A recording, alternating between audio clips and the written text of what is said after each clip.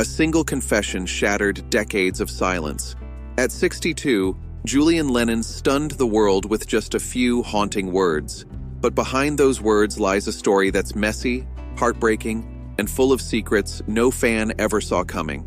A story of family, betrayal, fame, and survival that makes you question everything you thought you knew about rock royalty. What could drive the son of a global icon to carry a grudge for a lifetime? Today, you'll uncover a side of Julian Lennon no tabloid ever dared to show. The truth he's kept buried for years. Long before he became the son the world pitied, Julian was just a boy lost in the shadow of greatness, craving something simple, a normal life. From the outside, his world looked glamorous, but behind closed doors, it was anything but. Inside the Lennon home, happiness was a stranger. The day John Lennon walked out, it wasn't just to chase a new love. It was the day Julian's sense of safety vanished. No goodbyes, no explanations, just silence and confusion left behind. Cynthia Lennon, his mother, held everything together with grit and grace, selling family treasures just to put food on the table. The fairy tale had ended, and reality was brutally cold. While fans imagined mansions and luxury, Julian's reality was a small flat, second-hand clothes, and endless uncertainty. The irony? The best thing that ever happened to Cynthia was also the thing that brought her the most pain. Meeting John and having Julian. Fame didn't bring comfort. It only raised questions no one could answer. At school, the Lennon name became both a target and a curse. Kids thought he had everything, but Julian felt only emptiness. They taunted him, mocked him, even hit him. Teachers turned a blind eye, assuming privilege protected him. It didn't. Only his mother stood as his shield. Her sacrifice is the fragile wall keeping him from breaking completely. Julian learned early that legends are only legends to outsiders. Inside that myth, the cost is loneliness, not admiration. Still, he pushed forward, determined not to let the world see him fall apart. His story wasn't built on fame, it was built on survival. Growing up, Julian was haunted by the image of a father the world known for peace and love, yet who showed neither at home. While millions celebrated John Lennon, Julian knew only his absence, his broken promises, and the ache of a father who never truly looked back. The pain deepened when John embraced his younger son, Sean.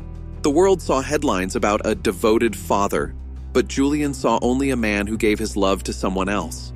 Fans heard John's songs and felt hope. Julian heard them and felt rejection. His father's legacy brought the world together, but it left his own son shattered. And somewhere in those cracks, the whispers began. Rumors about Julian's birth, secrets too uncomfortable to speak aloud. John Lennon once allegedly called Julian a mistake, while Sean, his second son, was born out of love.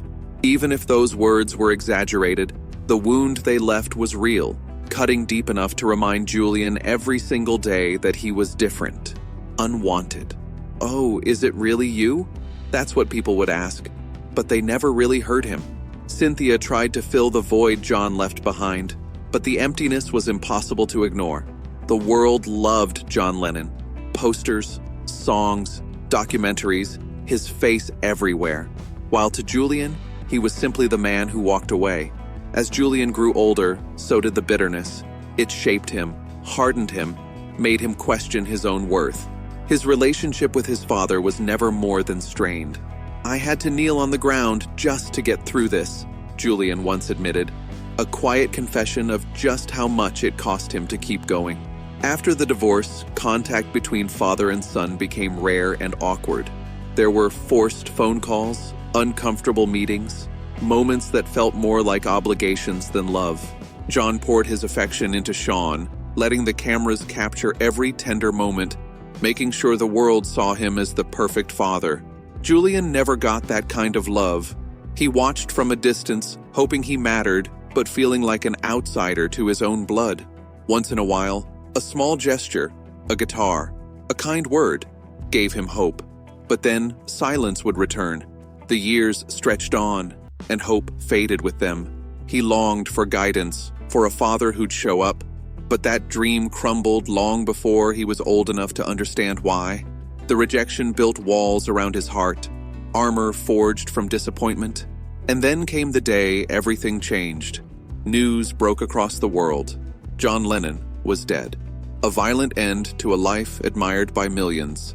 The world mourned a hero, but Julian's grief was quieter, lonelier, heavier. He wasn't a celebrity's son in that moment. He was just a boy who'd lost his father before he ever truly had him. Days before the murder, they'd spoken. Julian had heard something new in his father's voice. Warmth, maybe even a chance for reconciliation. That fragile hope vanished in an instant. How am I going to live with this? The thought haunted him. There was no funeral for him to attend, no goodbye. Yoko Ono announced there would be no public mourning, only a call to honor John's dream of peace. But for Julian, peace was the one thing he'd never known. The last words from his father weren't profound. They were ordinary, and that's what made them hurt the most. They marked the end of everything he'd ever wished for. The rest of the world cried for a legend. Julian cried for the father he never truly had. The final betrayal came with John Lennon's will. Almost everything went to Yoko and Sean, barely a mention of Julian. Decades of longing reduced to cold legal lines. Yoko controlled the estate, the music, the legacy, while Julian was left with a small trust and a lifetime of questions. It wasn't about money. It was about being erased, written out of his father's story.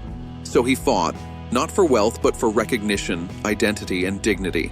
The legal battle was long and grueling, filled with headlines and sleepless nights. People called him greedy, but he was reclaiming a stolen past. Even after the courtroom battle ended, the silent war with Yoko continued. She remained the gatekeeper of his father's memory, a constant reminder of what he'd lost. Yet over time, bitterness softened. Small moments, a photography exhibit, a chance encounter, the need to protect Sean, chipped away at decades of resentment. Slowly, conflict gave way to a fragile truce. They would never be close, but Julian chose not to fight anymore. Not for Yoko, but for his own peace and for his brother. Their bond became his anchor, and for the first time, he felt like he belonged to something real. Sean's kindness and shared memories helped Julian heal. The feud with Yoko lost its weight.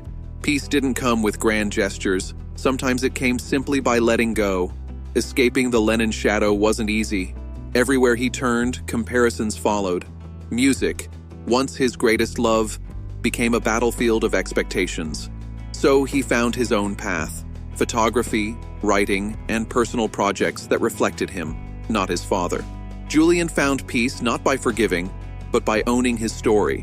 He turned the Lennon name into a legacy he carried with quiet strength. His journey wasn't about perfect forgiveness. It was about pain, endurance, and acceptance. I utterly hated her, reflected years of loss and a broken family. He learned that healing doesn't mean forgetting, it means surviving. Thank you for watching. Like, subscribe, and join us for more untold Hollywood legends.